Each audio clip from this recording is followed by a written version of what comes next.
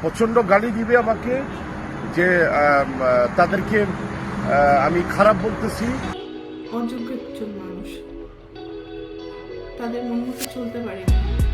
তোর জন্য সবসময় দোয়া করি, আল্লাহ তাআলা যেন তোকে সবসময় ভালো রাখে। এবার চিত্রনায়িকা পপির এই দুঃসময়ে পাশে থেকে পপিকে নিয়ে কি বললেন চিত্রনায়ক ওমর সানী, জানলে অবাক হবেন।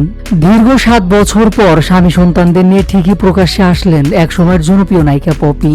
তবে ফেরাটা সুখবর দিয়ে নয়, ব্যক্তিগত জীবন নিয়ে বিতর্কের বোঝা মাথায় নিয়ে সবার সামনে এসেছেন। বৃহস্পতিবার 6 ফেব্রুয়ারি ফেসবুক লাইভে একসময়ের বাংলা সিনেমার জনপ্রিয় চিত্রনায়িকা সাদিকা পারভিন পপি জানান, পরিবারের সবাইকে নিয়ে সুন্দর জীবন কাটাতে চেয়েছিলেন। সবাইকে দুহাত ভরে শুধু দিয়ে গেছেন, কিন্তু তারাই অভিনেত্রীর সঙ্গে বেইমানি করেছেন। গত 3 ফেব্রুয়ারি পপির বিরুদ্ধে সম্পত্তি আত্মসাতের অভিযোগ এনে খুলনার সোনাডাঙ্গা থানায় জিডি করেন তার বোন ফিরোজা পারভিন। এ প্রসঙ্গে পপি বলেন, আমি শিল্পী মানুষ, আমি কি ভূমিদস্যু? ছোটবেলা থেকে ভাই বোনদের লালন পালন করে বড় করেছি, এর জন্য আমার জীবনের সুন্দর সময়গুলো উপভোগ করিনি। কিন্তু এখন কি দেখলাম, তারা মানুষ হয়নি, হিংস্র পশু বলতে পারছি না, কারণ হিংস্র পশুরও কৃতজ্ঞতা বোধ আছে, ওদের নেই।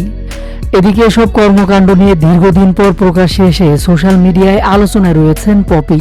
এর মধ্যে এবার সাদিকা পারভিন পপিকে নিয়ে ফেসবুকে পোস্ট করেছেন একসময়ের চিত্রনায়ক ওমর সানী। নিজের ফেসবুকে পপিকে উদ্দেশ্য করে ওমর সানী লেখেন, তোর জন্য অনেক শ্রদ্ধা সম্মান, যোগাযোগ রাখিস না সেটা অন্য কথা, কিন্তু আমাদের দোয়া তোর জন্য মাটি থেকে আকাশ অব্দি, আল্লাহ তোকে ভালো রাখুক। এই বিপদের সময় সহকর্মী পপিকে নিয়ে ওমর সানীর এমন ফেসবুক পোস্ট মুহূর্তেই ছড়িয়ে পড়েছে।